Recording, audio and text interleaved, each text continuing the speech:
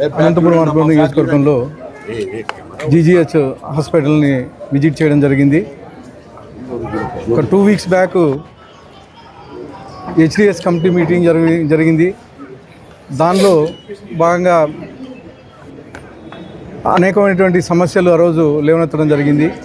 Hospitals సంబంధించి మా superintendent గారు అలాగే మా ఆర్ఎం గారు వివిధ రకాల సమస్యలను లేవనెత్తడం జరిగింది. దానిలో భాగంగా ముఖ్యంగా అంటే మా హాస్పిటల్లో 560 బెడెడ్ హాస్పిటల్ మాత్రమే.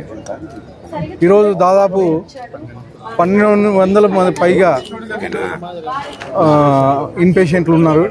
అలాగే ఓపీ అవుట్ పేషెంట్లు దాదాపు 2000కు పైగా, అంటే 2000 నుంచి 2500 వరకు రోజు ఇక్కడ చూడడం జరుగుతుంది.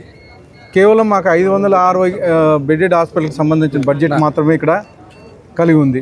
దాదాపు 20 ఇయర్స్ బ్యాక్ ఏదైతే ఉందో అదే సేమ్ బడ్జెట్ ఈరోజు ఉంది. దీన్ని దృష్టిలో పెట్టుకొని మా తెలుగుదేశం ప్రభుత్వం వచ్చిన తర్వాత ఇమ్మీడియట్గా మా ఆరోగ్య శాఖ మంత్రి సత్యకుమార్ యాదవ్ గారికి, అలాగే మా ముఖ్యమంత్రి వర్యులు నారా చంద్రబాబు నాయుడు గారికి కానీ ఈ ప్రపోజల్స్ 560 బెడెడ్ హాస్పిటల్ నుంచి 1200కు పెంచమని చెప్పేసి కోరడం జరిగింది. దానిలో భాగంగా మొన్న హెచ్డిఎస్ కమిటీ మీటింగ్లో కానీ కలెక్టర్ గారికి కానీ రిక్వెస్ట్ చేయడం జరిగింది. నిజంగానే దేనికంటే ఆర్డిటి హాస్పిటల్స్ కానీ ఆల్మోస్ట్ ఆల్ క్లోజ్ అయ్యే పరిస్థితిలో ఉంది. ఈరోజు అక్కడ ఉండే తాకిడి కానీ, ఆర్డిటి హాస్పిటల్ తాకిడి కానీ ఈరోజు మా జీజీహెచ్ హాస్పిటల్ మీద పడుతూ ఉంది.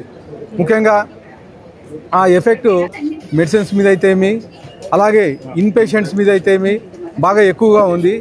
దాన్ని అబ్జర్వ్ చేయడానికి చెప్పేసి ఈరోజు ఇక్కడికి రావడం జరిగింది.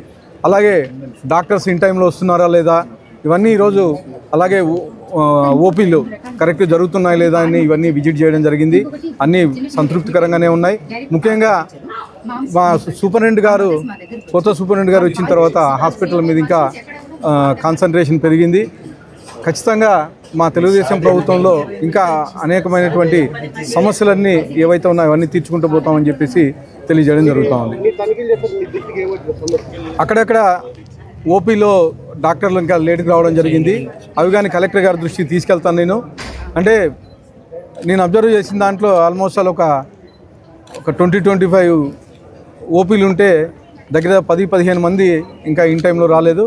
అవి కానీ ఒకసారి మా సూపరింటెండెంట్ గారి దృష్టికి తీసుకెళ్ళడం జరిగింది.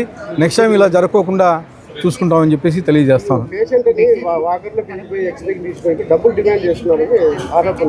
అది కానీ ఎంక్వైరీ చేయడం జరిగింది. ఖచ్చితంగా అలా ఎవరైనా చేస్తే సూపరింటెండెంట్ గారు చర్యలు తీసుకుంటారు.